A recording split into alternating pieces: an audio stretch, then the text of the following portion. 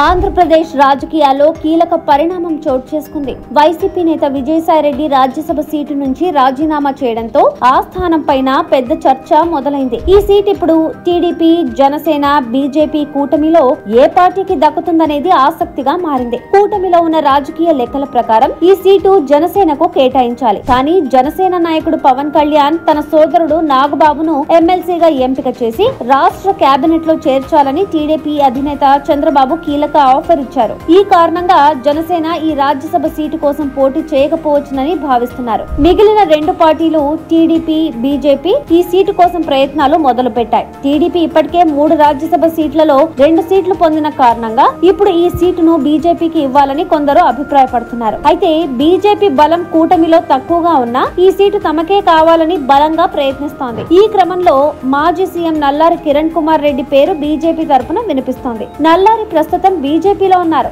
ఆయన గతంలో చిత్తూరు జిల్లాకు ముఖ్య నేతగా పనిచేశారు. ఇప్పుడు ఈ రాజ్యసభ సీటు ద్వారా తిరిగి రాజకీయాల్లో చురుగ్గా మారాలని భావిస్తున్నారు. ఈ పరిణామం కూటమిలో నాయకత్వ సామర్థ్యాలపై ఆసక్తికర చర్చకు దారితీసింది. నల్లారి పేరు చంద్రబాబు అంగీకరిస్తే బీజేపీ తన బలాన్ని రాజ్యసభలో పెంచుకునే అవకాశం ఉంటుంది. మొత్తంగా ఈ రాజ్యసభ సీటు ఎవరికి దక్కుతుందన్నది త్వరలో తేలనుంది.